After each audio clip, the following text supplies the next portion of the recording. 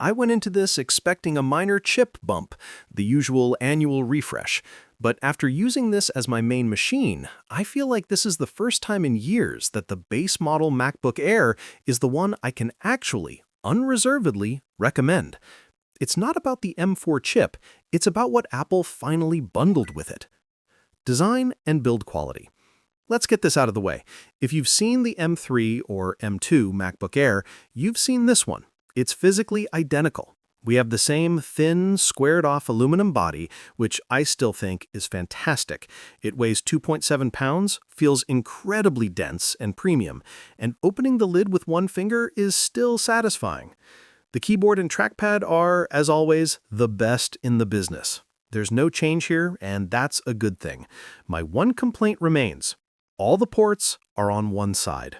I'm still living with two Thunderbolt 4 ports and a MagSafe charger, all crammed onto the left. Key features in action. I want to focus on three things because they're the only ones that really matter in day-to-day use. 1. The 16GB base RAM.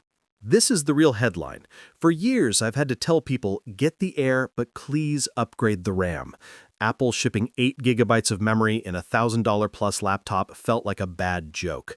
With the M4 model, the $999 base configuration starts with 16GB of unified memory. This completely changes the experience. I'm a heavy multitasker. My workflow is a mess of Chrome tabs, Slack, Spotify, Figma, and multiple documents. On the 8GB M3 Air, I'd eventually hit a wall. I'd see that memory pressure in Activity Monitor, and things would start to lag. With this M4 and 16GB, I haven't been able to make it sweat. This is the single biggest real-world upgrade, and it makes the starting price feel like a genuine value. The M4 chip in a fanless body. The new M4 chip has a 10-core CPU, which is 2 more efficiency cores than the M3. Is it faster? Yes. Does it feel like a revolution? No. Where I did notice it was in heavier tasks. I ran a Windows 11 virtual machine through Parallels, and it felt snappier than it ever did on my M2 Air.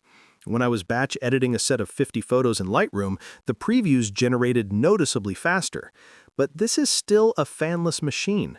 When I exported a 10-minute 4K video, the M4 was faster than the M3, but it got hot and you could feel it throttle back at speed. It's like having a sports car engine and a compact car body. It's powerful, but it can't redline for long. The 12-megapixel center stage camera. Finally, Apple upgraded the webcam sensor to 12 megapixels, and it now includes center stage. The image quality is definitely sharper and less grainy in low light than the old 1080p camera, but the center stage feature, which I thought was a gimmick, is surprisingly useful. I pace a lot in video calls, and the camera just smoothly follows me around in the frame. It's a small, polished feature that makes the Air feel more pro. Performance and daily reality. For my daily grind, this machine is silent, fast, and cool. The M4 chip paired with the 16GB of RAM means I never have to think about closing apps or tabs. It just works. The battery life is where I found a slight trade-off. Apple claims the same up to 18 hours as the M3.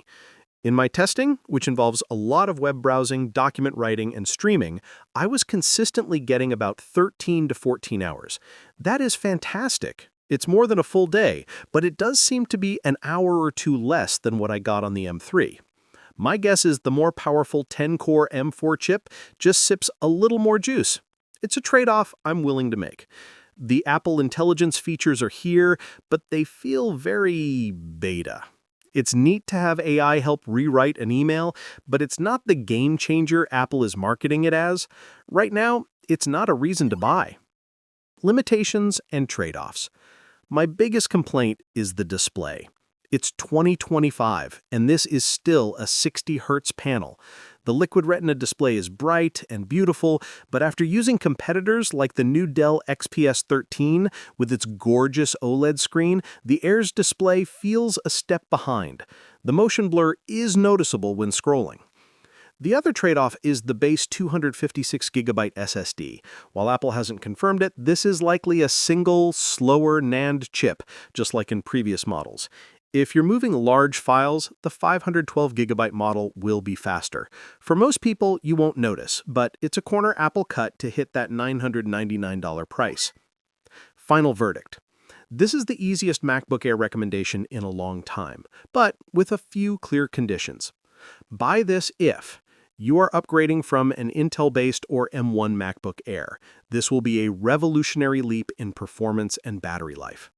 You are a student or professional who needs a silent, reliable, all-day machine for a mix of productivity and web-based tasks. You are going to buy the M3 and upgrade the RAM. This base model gives you that, plus a better chip for less money. Skip this if you already have an M2 or M3 MacBook Air. The M4 is not a big enough jump to justify the cost. You are a creative professional who regularly exports long videos or renders 3D models. You need a fan. Go for the MacBook Pro. You demand the best screen. That 60Hz panel is the Air's only truly budget feature in a premium body.